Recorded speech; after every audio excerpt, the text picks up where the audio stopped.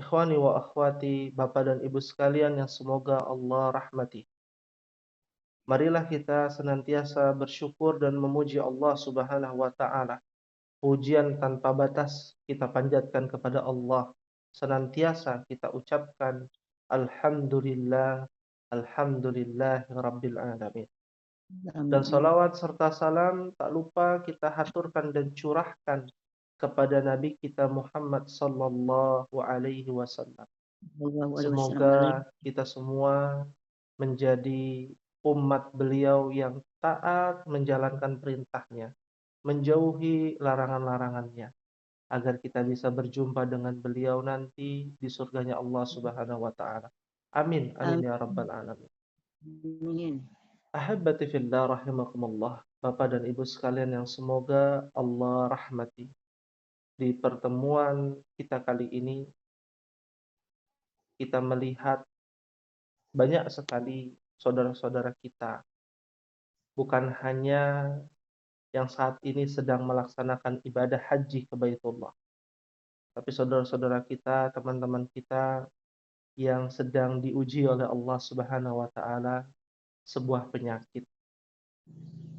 Ketahuilah, menjadi mukadimah pada pertemuan kali ini, yang sehat akan merasakan sakit dan yang sakit pun akan merasakan sehat pada waktunya.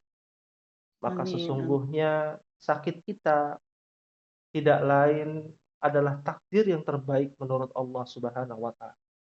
Karena Iya.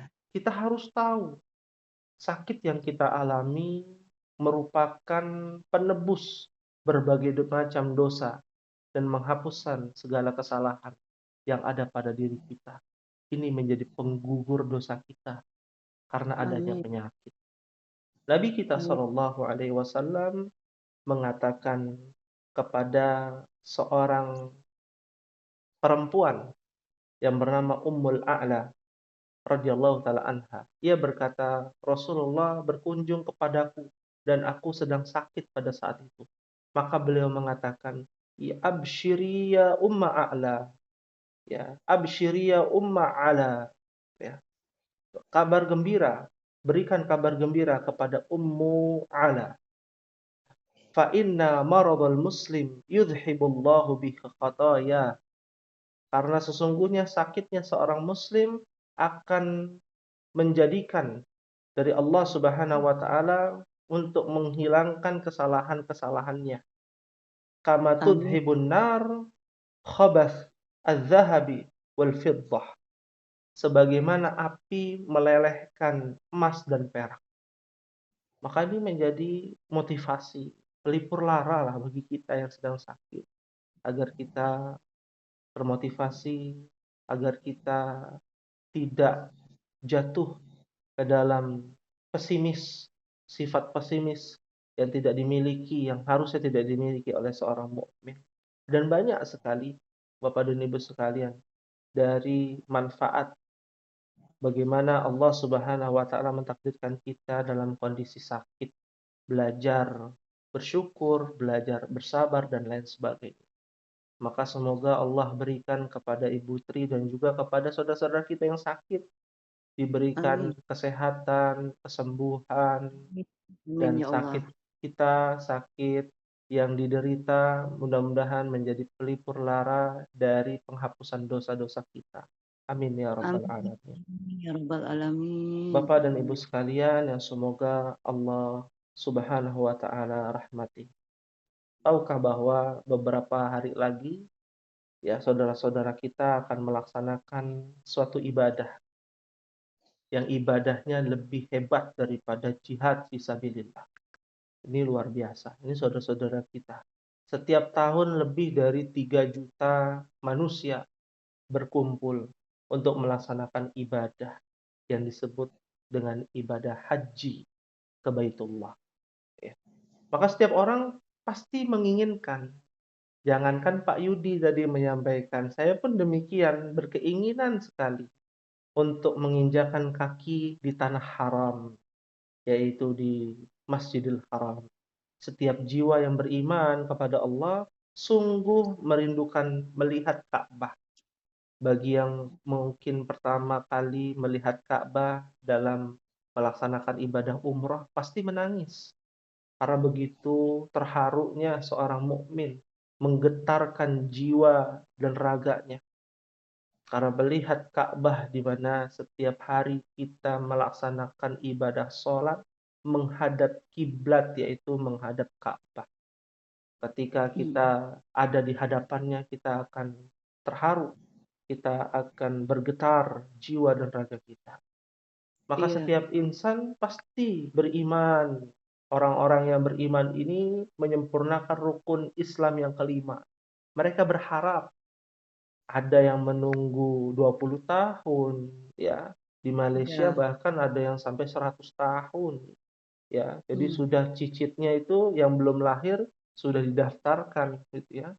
Ya, jadi begitu lamanya prosedur untuk berangkat ya ke tanah suci melewati pemerintah, ya termasuk pemerintah Indonesia yang saat ini harganya sudah naik 2 kali lipat kan begitu ya. Iya, Maka dari iya. itu terkadang kita harus mempersiapkan bekal, memiliki kemampuan harta, fisik, ya artinya mastata'tum, dia harus mampu sesuai dengan kemampuannya. Kalau tidak mampu hingga dia berhutang, maka Ya, ini tidak diperkenankan ya, karena sesungguhnya dia tidak mampu.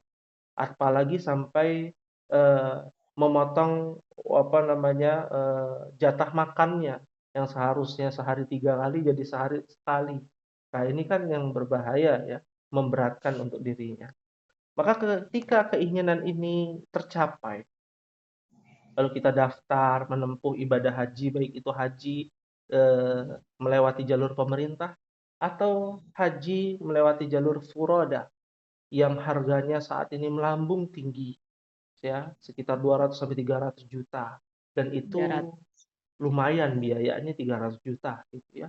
Bisa beli satu mobil ya, dan biayanya itu tidak murah ya. Maka seharusnya seseorang yang melakukannya harus menjadi lebih baik ya. Ketika dia keluar menyelesaikan serangkaian ibadah haji harusnya lebih baik.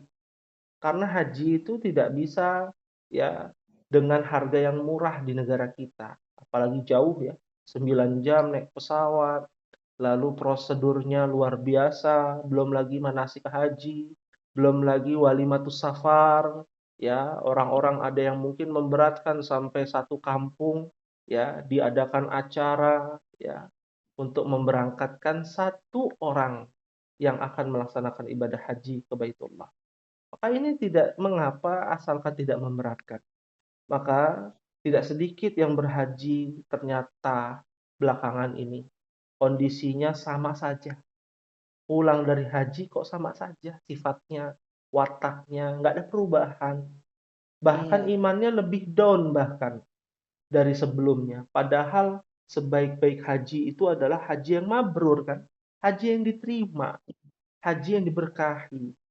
Maka balasan haji semacam itu adalah surga kata Allah Subhanahu wa taala, nanti akan kita bahas secara lebih detail. Pasti semua pun menginginkan kenikmatan yang luar biasa tersebut. Apakah yang dimaksud dengan haji mabrur? Maka kita akan jelaskan pada pertemuan kali ini. Kita tidak membahas teknis ibadah haji ya, manasik haji karena panjang itu. Ada berapa bab ya, rukun haji, wajib haji dan lain sunnah-sunnah haji itu tidak kita bahas pada pertemuan kita kali ini. Nanti pun yang melaksanakan ibadah haji akan ada serangkaian manasik haji yang disebut dengan manasik haji. Maka dari itu, dari Ibnu Umar radhiyallahu taala anhu, karena sesungguhnya agama kita ini berdasarkan dalil ya wahyu, maka mau tidak mau kita harus mencari tahu nih dalil tentang haji mabrur ini seperti apa. Nabi SAW bersabda dalam riwayat Ibnu Majah dengan sanad yang sahih. Al-ghazi fi sabilillah wal hajju wal mu'tamir wafdullahi da'ahum fa'ajabuhu wa sa'aluhu fa'atahum. Nabi SAW mengatakan, orang yang berperang di jalan Allah. Ya, ada yang pertama orang yang berperang di jalan Allah. Yang kedua orang yang berhaji serta berumrah adalah tamu-tamu Allah. Allah memanggil mereka Mereka pun memenuhi panggilan Allah. Oleh karena itu, jika mereka meminta kepada Allah, ini kata Nabi, kalau ada orang yang berperang di jalan Allah, atau orang yang naik haji, lalu umrah, ya, atau melaksanakan ibadah umrah, ya, lalu Allah memanggil mereka, kan sama saja Allah memanggil mereka. Mereka pun memenuhi panggilan Allah, maka jika mereka meminta kepada Allah, Allah akan beri. Allah akan beri sesuai dengan takdir yang terbaik dari Allah Subhanahu wa taala. Maka tidak heran jika banyak sekali doa-doa yang dikabulkan ketika melaksanakan ibadah haji ke Baitullah. Tapi banyak juga orang-orang yang tidak dikabulkan doanya. Nah, apa sebabnya? Ya, apa sebabnya kok banyak orang yang tidak dikabulkan doanya ketika melaksanakan ibadah haji? Atau bahkan Allah tampakkan, ya, Allah tampakkan bencana, Allah tampakkan kesengsaraan ketika melaksanakan ibadah haji. Nanti juga kita akan menjelaskan dan membahas hal itu. Ya, maka lihatlah dalil-dalil yang sahih terkait dengan haji mabrur terlebih dahulu.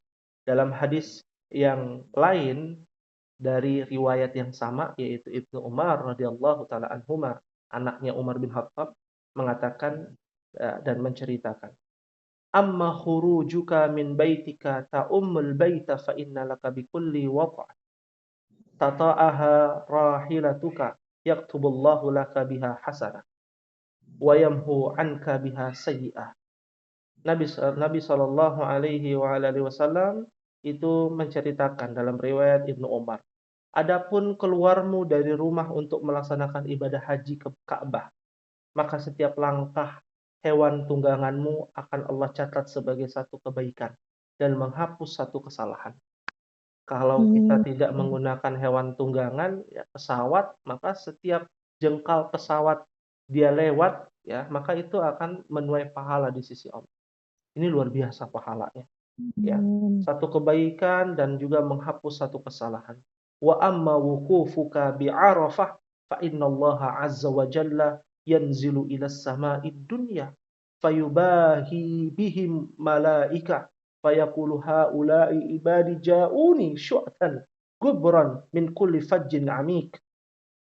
Adapun orang-orang yang melaksanakan ibadah wukuf di Arafah, ya.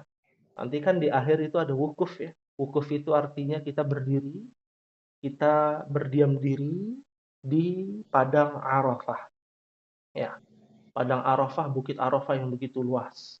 Maka pada saat itu, apa yang kita lakukan bagi orang-orang melaksanakan ibadah haji? Berdoa, menangis, ya, bermuhasabah, merintih, ya, meminta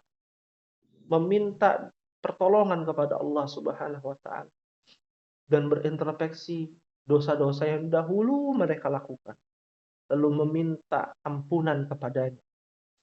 Maka Allah Subhanahu wa taala pada saat itu turun ke langit dunia. Ya, turunnya Allah tidak ada yang tahu karena Allah berbeda dengan makhluknya. Karena Sang Pencipta berbeda dengan Sang yang diciptakan. Maka dari itu kita hanya wajib mengimani bahwa Allah akan turun ke langit dunia menandakan Allah dekat dengan hamba-hambanya, terutama yang sedang wukuf di Arafah. Lalu Allah Subhanahu wa taala membanggakan orang-orang yang berwukuf, ya, di Arafah di hadapan para malaikat, ya, di hadapan para malaikat. Yarjuna rahmati wa yakhafuna adabi, ya. Lalu Allah katakan, mereka adalah hamba-hambaku yang datang dalam keadaan kusut berdebu dari segala penjuru dunia, ya. Pasti kan yang namanya di padang Arafah, ya, berdebu, badannya mungkin kusut, ya, karena sudah mengikuti serangkaian ibadah haji, ya, dan itu dari seluruh penjuru dunia, ya, dari yang kulit hitam, kulit putih, sawo matang, kuning, ya, dari yang bangsa apa namanya Eropa, Amerika, Asia, sampai Afrika, semua berkumpul. Mereka mengharapkan kasih sayangku, kata Allah. Merasa takut dengan siksaku. padahal mereka belum pernah melihatku, kata Allah. Ya, sungguh sanjungan yang indah yang disampaikan Allah melalui hadis qudsi ini kepada para jamaah haji pada saat wukuf di Arafah. Bagaimana andai mereka pernah melihatku, kata Allah. Andai engkau memiliki dosa sebanyak butir pasir, kata Allah, di sebuah gundukan pasir, atau sebanyak hari di dunia, atau semisal tetes air hujan, maka seluruhnya Allah akan bersihkan. Ini hadis yang luar biasa. Lempar jumrohmu merupakan simpanan pahala, kata Nabi SAW. Ketika engkau menggundul kepalamu, tahallul, maka setiap helai rambut yang jatuh bernilai satu kebaikan. Jika engkau tawaf mengelilingi Ka'bah, maka engkau terbebas dari dosa-dosamu, sebagaimana kau lahir dari rahim ibumu. Suci kembali suci. Hadis riwayat At-Tabrani dan disahihkan, dan hadis ini hasan dalam penjelasan Syekh Albani rahimahullahu taala. Jadi kita tidak usah berpikir aneh-aneh lagi gitu ya. Kalau ibadah haji itu balasannya semua baik.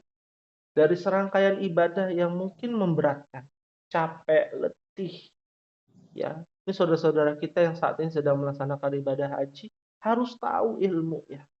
Jangan sampai ya tidak mengetahui hikmah di balik haji mabrur, ya. Pokoknya taunya haji mabrur aja. Pokoknya ada orang bilang semoga hajinya mabrur, amin. Ya, ketika ditanya mabrur itu apa, nggak tahu. Ya, nanti akan kita jelaskan mabrur itu apa. Akan tetapi Nabi SAW memaparkan begitu banyak keutamaan orang-orang yang melaksanakan ibadah haji. Pelajaran yang indah dari melaksanakan ibadah haji ke Baitullah. Maka jangan iri juga ya orang-orang yang tidak melaksanakan ibadah haji, karena ketika orang-orang atau saudara-saudara kita yang melaksanakan ibadah haji mampu melaksanakannya ke Baitullah, kita ada syariat yang tidak berhaji untuk berkurban, ya, untuk melaksanakan sholat Idul Adha, ya. Maka perhatikan, ya, seorang mukmin itu akan senantiasa memperhatikan ya apa yang ada dari syariat yang dibawa oleh Rasulullah Shallallahu Alaihi Wasallam. Memperhatikan bukan hanya sekedar memperhatikan, dia memperinci, dia berusaha untuk memaksimalkan ibadahnya kepada Allah Subhanahu wa taala. Makanya Imam Ahmad rahimahullahu taala mengatakan, ya, yajibu ayyatluba minal ilmihi ma yaqumu bihi dinahu. Imam Ahmad bin Hambal, madhab Hambali, ya. Ada 4 madhab, ada Imam Abu Hanifah, Imam Malik bin Anas, Imam Darul Hijrah, Imam Syafi'i, yang mayoritas di negara kita madhab Syafi'i, dan Imam Ahmad bin Hambal. Dan Imam Ahmad bin Hambal ini adalah murid Imam Syafi'i. Jadi saling berguru, ya, antara guru dengan murid. Ya, Imam Ahmad muridnya adalah muridnya Imam Syafi'i rahimahullah ta'ala. Beliau mengatakan, maka seorang mukmin itu wajib mempelajari ilmu untuk menegakkan agamanya. Ya, kita belajar ilmu agama itu bukan hanya sekedar belajar. Untuk menegakkan agama kita, oh bagaimana sih tata cara sholat Idul Adha? Keutamaannya apa saja, sunnah-sunnahnya bagaimana, yang harus dihindari apa, ya. Oh, ketika melaksanakan ibadah haji harus berdasarkan ilmu. Maka kita bisa mengetahui orang tersebut hajinya mabrur atau tidak, ya, ketika dia mengamalkan ilmu yang telah didapatkan dari manasik haji, ya. Lalu dia amalkan, hasilnya adalah setelah ibadah haji tersebut. Apakah ini orang menjadi lebih baik? Ketika pulang haji lebih dermawan, ketika pulang haji lebih taat kepada Allah, lebih beretika baik, ya. Kadang-kala kan muncul ya peritilan masalah yang terjadi di tengah masyarakat kita dengan mengatakan, kok tetangga saya Pak Haji, Bu Haji, tapi kok pelit ya Ustaz? Kok namanya Pak Haji, Bu Haji, tapi perhitungan bukan main.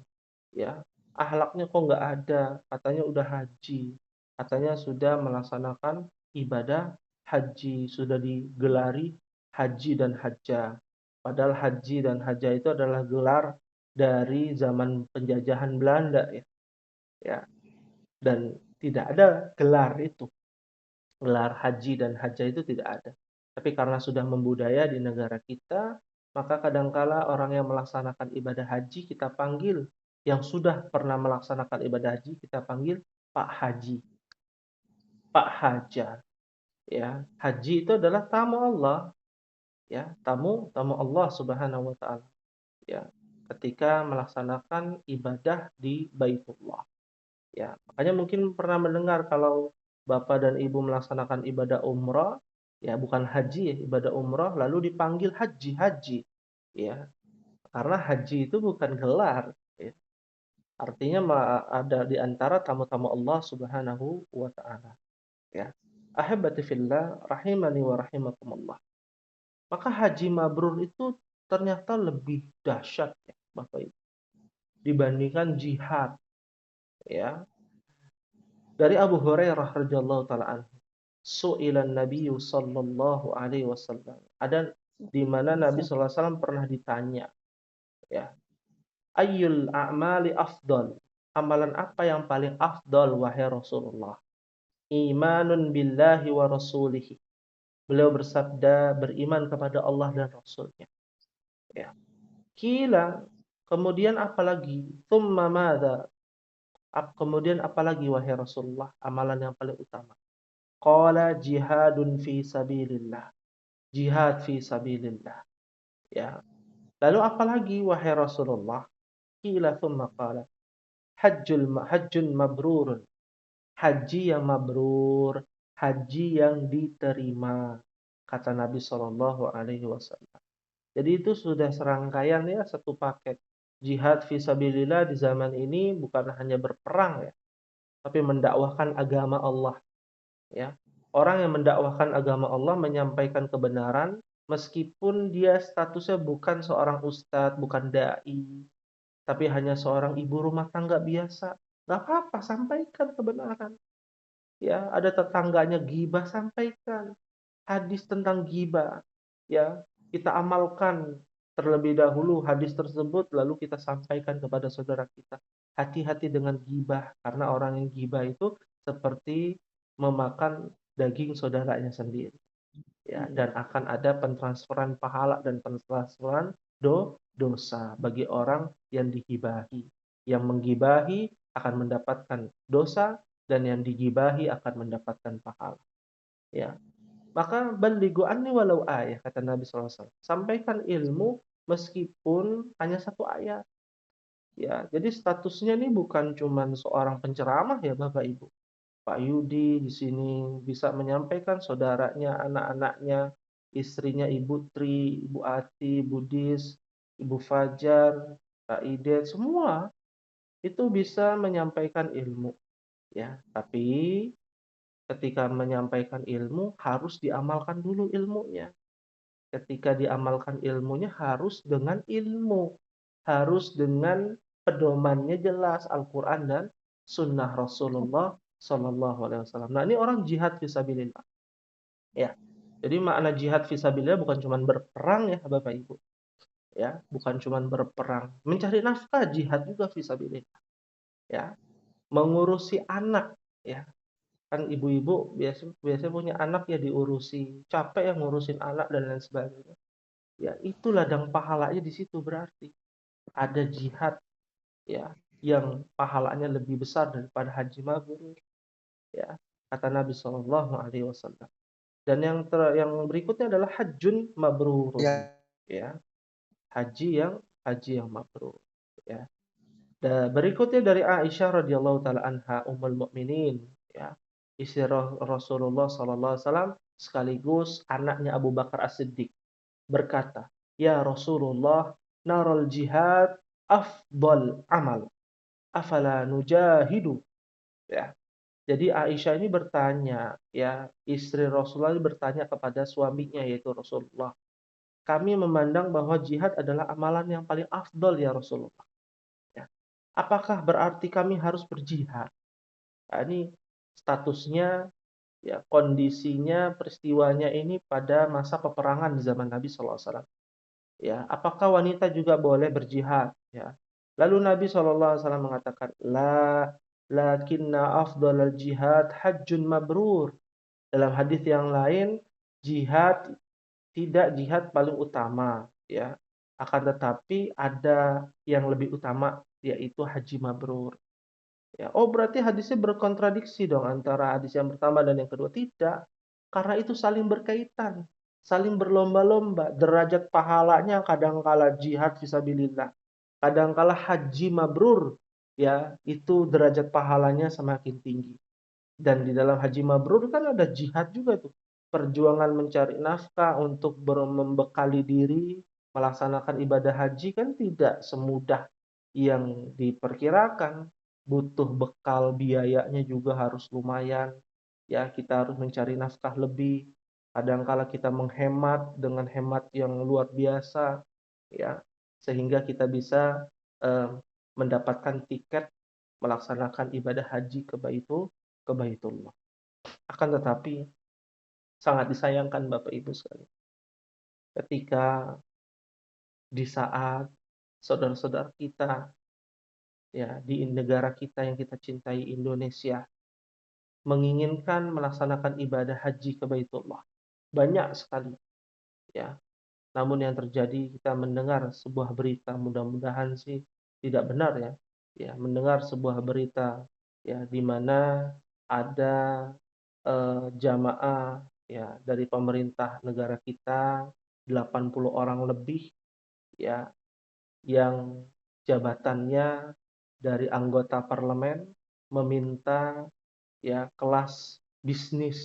ya kelas bisnis ya dari keberangkatan ya dan itu dipakai dari uang negara ya dipakai dari uang negara di saat kita berjuang menunggu waktu untuk bisa melaksanakan ibadah haji.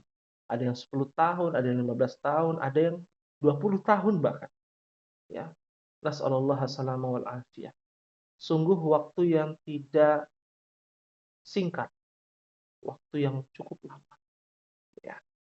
Maka tidak heran yang berangkat mungkin ada yang aki-aki gitu ya, sudah tua, masuk berita, saking tuanya dia lupa belum ngasih makan kambingnya di rumahnya, di kampungnya, ya sampai ada yang nyasar dan lain sebagainya karena begitu lama ya begitu lama untuk melaksanakan ibadah haji ya miris sekali mendengarnya ternyata ada ya pejabat-pejabat negara tidak semua pejabat-pejabat negara yang meminta ya sudah dikasih oleh pemerintah ya mintanya mau yang lebih tinggi grade-nya ya yang kelas bisnis dan lain sebagainya nggak ada yang salah kalau pakai uang sendiri ya tapi kalau pakai uang pemerintah nah ini yang menjadi dilema ya menjadi dilema bagi kita ahibati fillah rahimani wa rahimakumullah maka dari itulah kadangkala orang-orang yang melaksanakan ibadah haji harusnya memprioritaskan ilmu dibandingkan fasilitas atau bahkan sunnah-sunnah dari ibadah haji. Ya. Kenapa demikian? Karena kita melihat di tengah masyarakat kita, pulang dari naik haji, ya pulang dari naik haji ternyata dia ria, ya ingin dilihat, ingin dibilang orang yang eh, dermawan, dibilang haji, pak haji, bu haji, ya ternyata ketika melaksanakan serangkaian ibadah haji, ya banyak penyimpangan-penyimpangan. Di antaranya dari riwayat Abu Hurairah radhiyallahu taala anhu. Nabi SAW bersabda, "Man hajja lillahi falam yarfuth wa lam yafsuk raja'a ka yaumin waladathu ummu." Nabi SAW mengatakan, barang siapa yang berhaji ke Ka'bah, lalu dia tidak berkata seronok, berkata kotor, ya, dan tidak berbuat kefasikan. Ya, banyak kan orang-orang yang melaksanakan ibadah haji yang kena dam, ya, karena mungkin melakukan penyimpangan-penyimpangan, ya. Lalu orang yang tidak berkata kotor ketika melaksanakan ibadah haji, tidak berbuat fasik, kecurangan, ya ini kan bagian ya dari kefasikan, ya. Nah, ini mengingatkan, kepada, salah satu menteri di negara kita, di era zaman Pak Harto. Ini kisah nyata ya, kisah nyata di era Pak Harto, ya, ada salah satu menteri yang terkenal dengan korupsinya. Lalu dia berangkat melaksanakan ibadah haji, ya, melaksanakan ibadah ibadah haji, ya. Dan ketika di sana saksi matanya banyak, ya, menteri tersebut, ya, ketika sebelum, apa namanya, lempar, jumroh Aqobah, ya, sebelum melempar jumroh Aqobah kan dikumpulkan tuh ya, batu ketika melempar jumroh Aqobah, ya, melempar jumroh, ya, apa, filosofinya, kenapa melempar jumroh? Karena pada saat itu Hajar melempar, ya, setan, ya. Ketika Pak Menteri ini melempar batu tersebut, ya, qadarullah Allah mentakdirkan batu tersebut terlempar kembali kepada diri. Lalu saksi jumlahnya banyak dan di antara saksinya mengatakan setan melempar setan, ya, menunjukkan bahwa karena kefasikannya, mungkin karena korupsinya yang luar biasa, dia pakai uang korupsi untuk melaksanakan ibadah haji, lalu ketika dia melempar, ya, batu untuk setan, ya, setannya lempar balik kepada setan, ya. Artinya dirinya itu dianggap setan oleh setan. Nas'alullah as-salamu wal afiyah. Lalu banyak sekali ya fenomena di mana Allah Subhanahu wa taala memberikan, ya, balasannya. Ada yang secara langsung, ada yang juga tidak secara langsung. Ya, yang secara langsung ada yang bertawaf dia tidak bisa melihat Ka'bah, ya. Mungkin dia, melakukan penyimpangan-penyimpangan atau melakukan kesyirikan atau melakukan kefasikan, ya, itu akan berdampak pada dirinya nanti ketika melaksanakan ibadah haji. Dan Pak Menteri itu pun ketika melaksanakan, apa namanya, mabit di Mina, ya, dengan menggunakan tenda putih, ya, maka saksi mata pun banyak yang melihat terbakar, ya, tanpa diketahui penyebabnya dari mana api itu muncul, ya. Nah, ini kan yang luar biasa ya, kondisi yang kita tidak tahu dan tidak masuk di akal, di luar nalar, kadangkala itu terjadi, ya, dan tidak ada sesuatu pun yang mustahil kecuali atas izin Allah, kun fayakun. Maka hati-hati orang-orang yang melakukan kefasikan, berkata-kata kotor, ya, atau bahkan melakukan kezaliman, ya, ya, sampai ketika melaksanakan ibadah haji, hajinya tidak mabrur. Al-Imam Ibnu Hajar juga mengatakan bahwa haji disebut jihad juga karena di dalam amalan tersebut terdapat mujahadah, jihad terhadap jiwa. Bahkan Al-Imam Ibnu Rajab Al-Hambali mengatakan haji dan umrah termasuk juga jihad. Karena dalam amalan tersebut seseorang berjihad dengan harta. Ngumpulin harta kan jihad juga itu cari nafkah. Ya, jiwa, badannya harus sehat, jiwanya harus sehat, jangan sampai sudah depresi, gila, ya. Nah, ini juga harus diperhatikan, ya. Lalu apa sih yang dimaksud dengan haji mabrur? Apa ini maksud dengan haji mabrur? Nah, masih membuat kita penasaran ya, apa yang dimaksud dengan haji mabrur? Ya, di antara penjelasan dari para ulama, ya, oleh Al-Imam Nawawi rahimahullahu taala bahwa haji mabrur adalah haji yang makbul, haji yang diterima, ya. Ulama yang lainnya mengatakan haji mabrur adalah haji yang tidak tercampuri dengan dosa, ya, tidak tercampuri dengan dosa. Jadi di balik hikmah ibadah haji itu wah luar biasa. Ya, nanti kita rangkum dengan sesingkat-singkatnya di akhir. Para pakar fikih mengatakan bahwa ini maksud dengan haji mabrur adalah haji yang tidak dikotori dengan kemaksiatan pada saat melaksanakan rangkaian ibadah haji atau ibadah manasiknya. Sedangkan Al-Fara' mengatakan bahwa haji mabrur adalah jika sepulang haji tidak lagi hobi bermaksiat. Nah, ini menarik. Ini menarik, ya. Orang yang berhaji, kata Al-Fara rahimahullahu taala, dan juga disebutkan oleh Ibnul Arabi, ya, bahwa haji mabrur adalah jika sepulang haji dia tidak lagi hobi maksiat, ya. Hobi itu dia rutin, ya, menjadi sebuah rutinitas, ya, menjadi sebuah rutinitas. Mungkin dia hobi mencuri atau dia hobi mencuri korupsi gitu ya. Tapi ketika pulang haji tobat. Nah, ini haji mabrur, ya. Biasanya ngomongin orang sebelum haji, pulang haji udah nggak ada. Atau sebelum haji dia tidak berhijab, setelah haji dia berhijab. Dan itu istiqomah. Jangan pakai hijab lalu beberapa bulan kemudian sudah, ya, lepas hijabnya sampai nunggu haji berikutnya. Nah, ini haji yang tidak mabrur. Ya, Al Hasan Al Basri, salah satu tabi'in, mengatakan, haji mabrur adalah jika sepulang haji menjadi orang yang zuhud dengan dunia. Zuhud dengan dunia.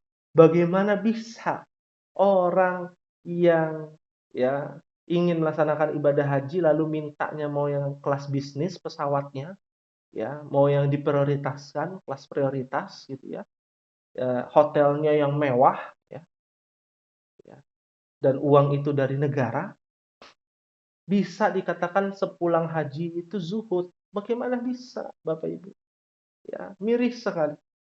Ya, meskipun tidak semua pejabat negara, ya. Masuk berita itu 80 orang, 80 pejabat negara anggota DPR. Wallahu a'lam siapa saja mereka, apakah benar beritanya bahwa 80 orang ini meminta kelas bisnis dari pemerintah melaksanakan ibadah haji. Bagaimana bisa? Sedangkan esensi haji mabrur adalah sepulang haji menjadi orang yang zuhud dengan dunia. Ya sudahlah, sesederhana mungkin dia melaksanakan ibadah haji. Maka tidak heran, ya, jika ada orang yang berjalan kaki bahkan. Ya ada ya orang kita yang jalan kaki dari Indonesia ke Baitullah, ke kota Mekah Al-Mukarramah. Ada yang naik sepeda, ya, baru nyampe kemarin itu. Ada yang naik motor, ada yang naik mobil. Karena menunggu ibadah haji kan lama ya. Naik mobil, naik motor 8 bulan sampai, ya. 8 bulan sampai, ya.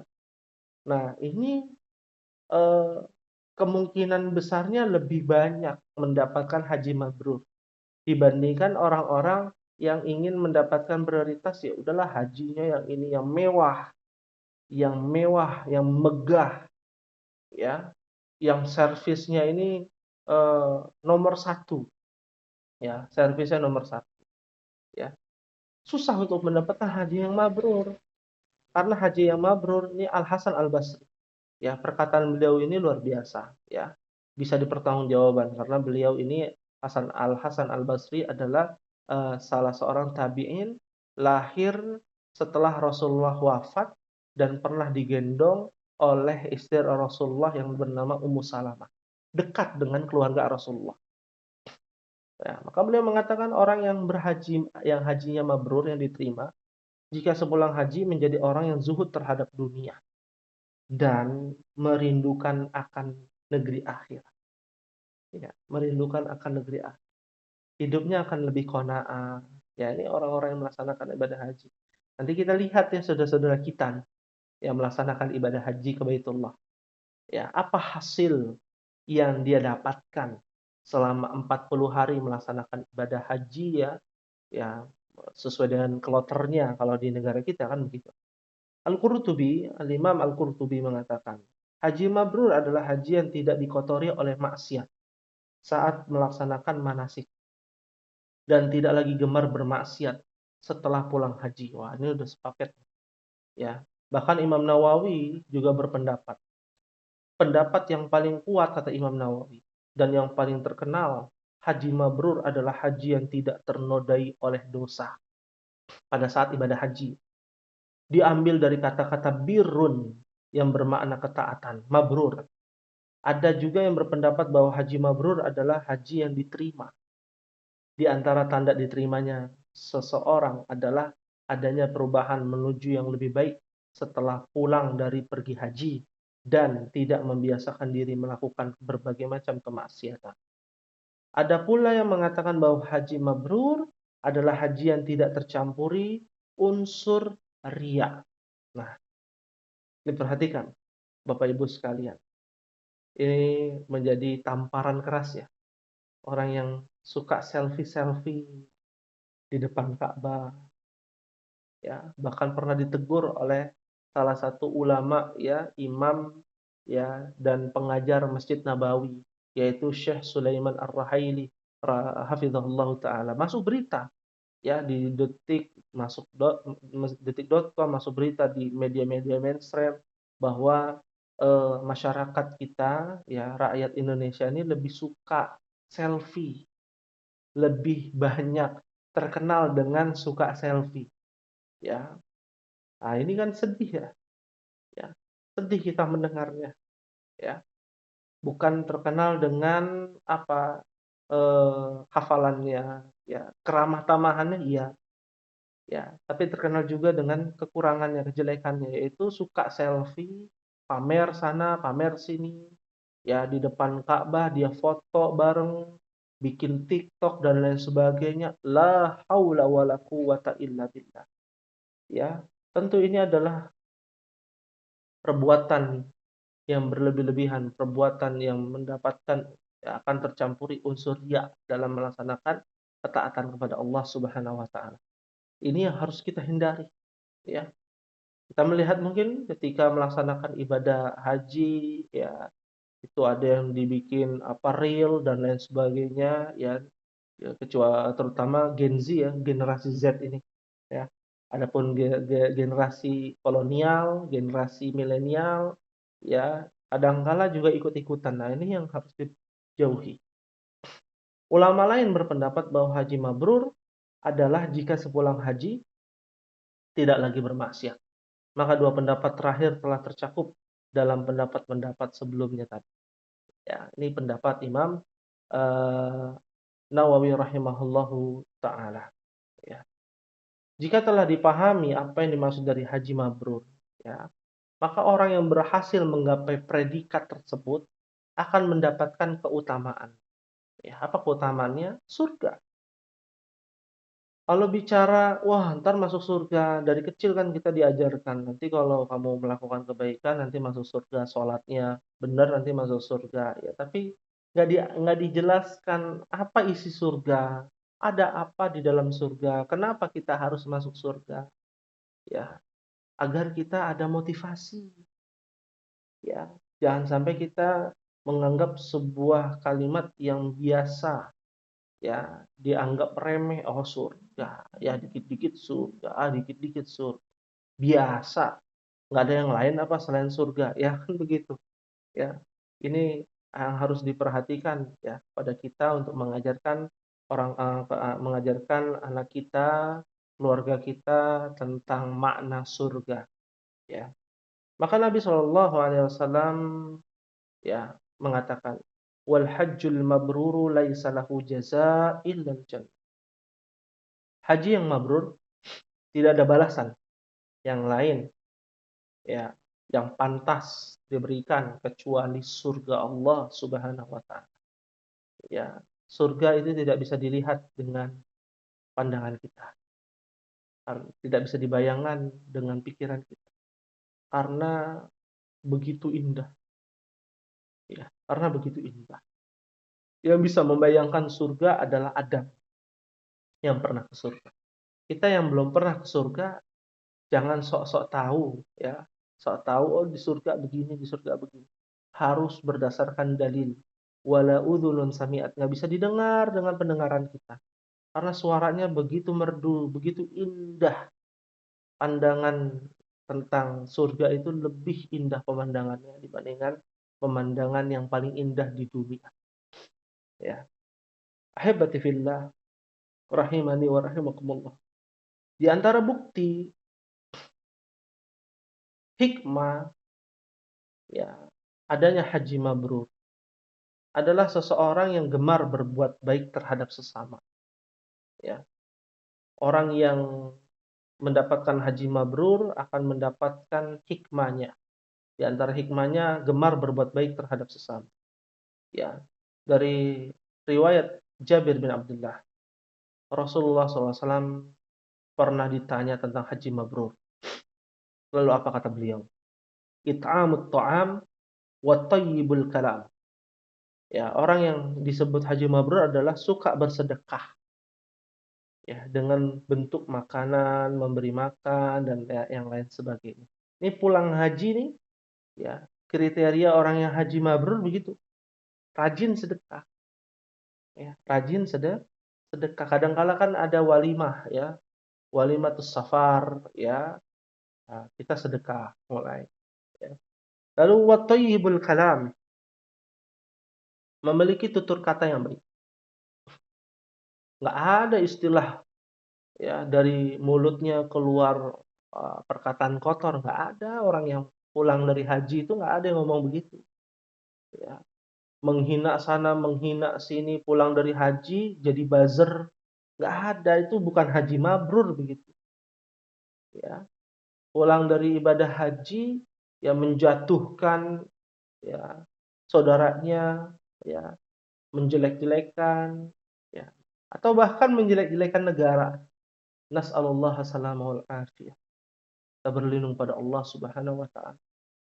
Terhindar dari perkara tersebut. Maka dari itulah orang yang melaksanakan ibadah haji pulang dari hajinya harusnya lebih baik. Tutur katanya, beretikanya lebih baik, moralnya lebih tinggi lagi. Akhlaknya menjadi akhlak yang mulia, ya. Dan rajin bersedekah, ya. Demikian kriteria haji mabrur. Kriteria penting pada haji mabrur yang lainnya, ya, dia belajar untuk menjadi hamba yang ikhlas. Bukan atas dasar riya, ya. Ingin dilihat oleh orang, dipuji, disanjung, didengar, ya. Hanya ingin mencari pujian seperti ingin disebut, Pak Haji sekarang udah naik haji ya. Ya. Lalu ia katakan, "Oh, enggak, ya, jangan panggil saya Pak Haji." Kalau dia masih terus-menerus manggil Pak Haji, ya ingkari saja dalam hati. Karena khawatir akan menjadi riya bagi kita. Ya. Bagi orang yang tidak atau belum melaksanakan ibadah haji dipanggil Pak Haji, bagaimana Ustaz? Ya kita ucapkan amin, mudah-mudahan bisa naik haji. Ya, itu doa bisa jadi. Ya. Ketika melakukan haji pun menempuh jalan yang benar kan harusnya. Bukan dengan berbuat curang atau menggunakan harta haram. Nah, tadi telah dijelaskan. Ya, saya sebutkan ada salah satu menteri ya, ya orangnya sudah meninggal dunia, ya inisial H ya, ya depannya H ya, belakangnya O. Insya Allah tahulah ibu-ibu kan dan bapak-bapak di sini zaman kolonial semua gitu ya. Nah, jadi tahu zaman eranya Pak Harto ya. Salah satu menteri, saya tidak sebutkan menteri di bidang apa ya. Nanti semakin ketahuan dan jelas ya. Lalu karena harta haram jadi ketahuan ya. Hajinya tidak mabrur. Ketika melakukan manasik haji pun harus menjauhi maksiat. Ya, ini juga termasuk kriteria mabrur. Begitu pula disebut mabrur adalah sesudah menunaikan haji tidaklah hobi lagi maksiat. Berbuat maksiat, berusaha menjadi lebih baik. Sehingga menjadi tanda tanya besar jika seseorang selepas haji kok masih memelihara maksiat, ya. Masih bolong-bolong sholat 5 waktunya ya. Masih senang berkumpul-kumpul, ya berkongko, ya ikut klub malam, judi dan lain sebagainya. Padahal udah haji, ya. Jika demikian keadaannya, maka sungguh sia-sia hajinya. Udah bayarnya mahal, nunggunya lama, ya capek, ya memangnya nggak capek melaksanakan ibadah haji. Belum cuacanya yang berbeda dengan negara kita. Ya, apalagi musim haji itu musim yang panas ya cuacanya. Ya, bisa sampai 42, 43 derajat Celcius. Panas sekali. Kita saja paling panas 30-an. Ini 40, ya, sangat panas. Ya, akhirnya sia-sia. Puluhan juta tenaga yang terkuras selama haji, sia-sia begitu aja. Sedih ya, jadi hamba yang muflis. Hamba yang muflis tuh hamba yang merugi pailit.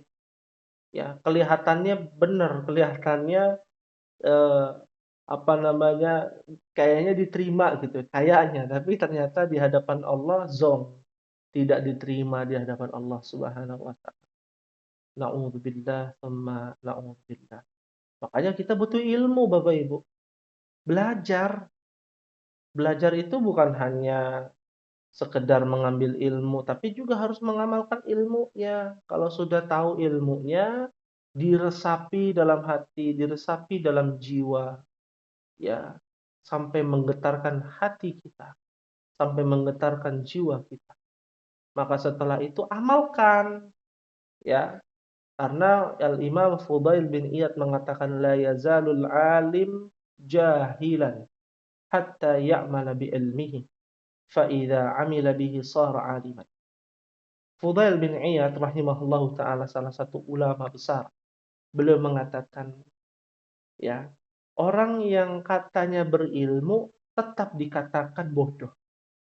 Ya, ada orang bilang, wah ini orang berilmu loh. Oh ini orang cerdas. Oh ini orang ini. Tetap kata Al-Imam Fudail bin Iyad, tetap dia dikatakan orang bodoh. Sampai dia mengamalkan ilmunya. Ketika dia sudah mengamalkan ilmunya, maka dia menjadi seorang yang alim, orang yang berilmu. Jadi gelar orang yang berilmu itu berat ya. Dia harus punya ilmunya. Ilmunya dari mana? Al-Quran. Dalilnya jelas. Ya, hadisnya jelas, sahih. Pakai hadis yang sahih. Ulamanya jelas, ulama-ulama yang berpegang teguh kepada Al-Quran dan Sunnah, yaitu yang mengikuti para sahabat, para tabi'in, para tabi'ut tabi'in. Setelah tahu ilmunya, oh ternyata begini. Pulang haji saya nggak boleh berkata kotor lagi. Pulang haji saya harus berbuat baik dan lain sebagainya, menjadi hamba yang baik. Ya, begitu pula orang yang melaksanakan sholat Idul Adha, memotong kurban dan ada keutamaannya, kan begitu. Dan itu akan merubah attitude kita, etika dalam bertetangga, berkeluarga, bernegara, itu akan merubah diri kita kalau apa yang kita lakukan ini berdasarkan ilmu dan kita amalkan ilmu tersebut. Ya, ahibati fillah rahimani wa rahimakumullah. Maka tidak ada daya dan kekuatan, upaya kecuali atas izin Allah Subhanahu wa taala. Maka senantiasalah kita memohon kepada Allah agar kita bisa melaksanakan ibadah haji, lalu kita tahu ilmunya agar kita mendapatkan haji yang mabrur. Predikat haji yang mabrur itu sangat mahal, sangat susah, sangat berat. Bebannya itu sangat berat, ya. Dan kita eh, semoga kita diberikan kesempatan untuk menjadi tamu-tamu Allah nanti, ya, dalam melaksanakan ibadah haji dan haji yang mabrur. Maka hikmah pensyariatan haji di antaranya yang dirangkum oleh para ulama, terdapat maslahat besar agama dan dunia. Kita tahu ya, maslahat besar dalam agama, apa namanya, kita dilatih untuk ditempa mental kita, ya, ditempa mental kita, terutama ketika melaksanakan rangkaian ibadah haji, ya, dari ketika di Mekah dia tawaf, ya, lalu di hari tarwiyah, ya, dia mabit, ya, lalu ketika itu dia wukuf di Arafah, itu seharian loh, bayangkan. Wukuf di Arafah sekalian digabung lagi sholatnya, ya, di qashar, jamak qashar, ya. Zuhur, asar, maghrib, isya, subhanallah. Bebannya berat, ujiannya berat. Dan itu di tengah teriknya matahari, panasnya luar biasa. Bermalam di Muzdalifah, ya. Apalagi kita biasa tidur beralaskan kasur, ya. tiba-tiba hanya beralaskan tanah atau sehelai kain, ya, lalu melempar jumrah, ya. Ada jumrah aqabah, jumrah ula, wusta, ya, sampai nanti akan ada tahallul dan kurban, ya. Begitu banyak ya serangkaian ibadah itu, ya. Serangkaian ibadah itu dibilang capek, ya capek, ya, capek. Tapi capeknya terbayarkan dengan keimanan kita kepada Allah. Nggak terasa karena kita beriman kepada Allah. Pasti ini baik menurut Allah. Ya, menurut kita bersusah-susah dahulu nggak apa-apa. Ya, maslahatnya besar bagi agama kita, bagi dunia kita pun demikian.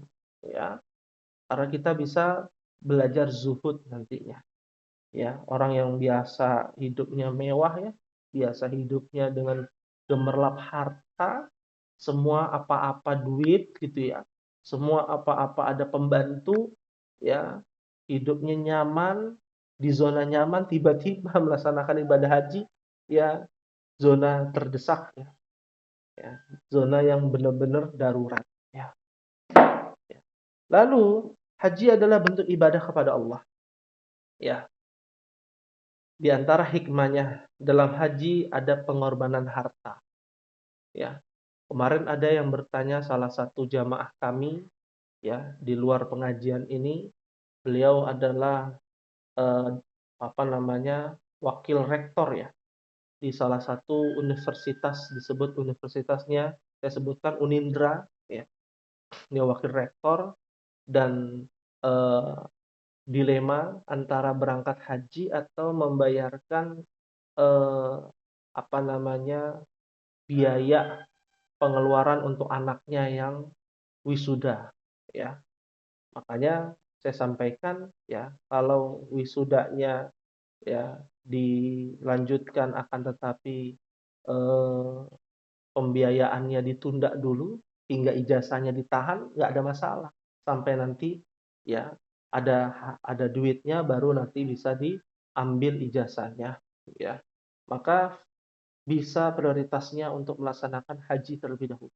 Karena haji ini, ya, menunggu waktu yang cukup lama pertama.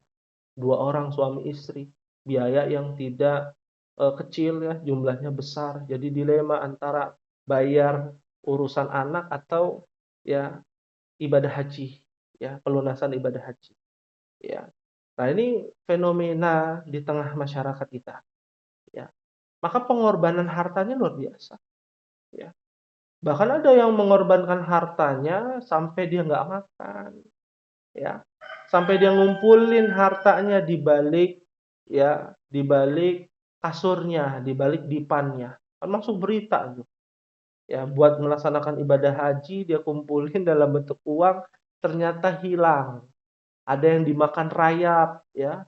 Subhanallah, ujiannya berat, pengorbanannya berat ibadah haji itu.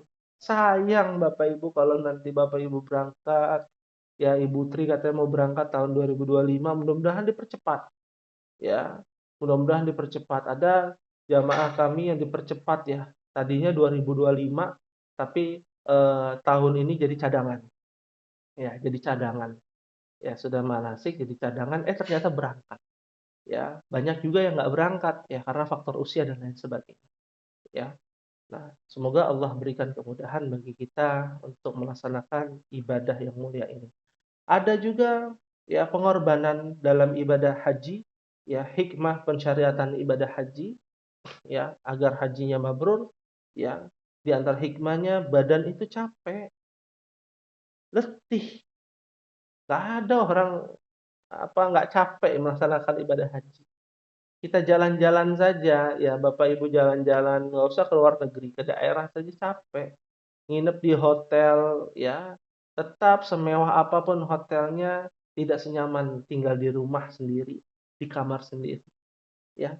Badan capek, ya, karena beribadah kepada Allah. Karena kita disuruh capek, karena kita disuruh berletih-letih dulu di dunia, ya. Dalam haji ada ibadah kedermawanan, ya. Berbagi kepada sesama dalam kondisi lapang ataupun dalam kondisi sulit. Dalam haji tampak kaum muslimin bersatu. Mungkin beda paslon gitu ya, beda pasangan ya atau pendukung ya di Pilpres 2024 beda pandangan, tapi ketika ibadah haji satu padu, ya satu padu. Ya, meskipun ada masalah dengan saudaranya, ternyata ketika ibadah haji berbarengan dengan saudaranya, ya.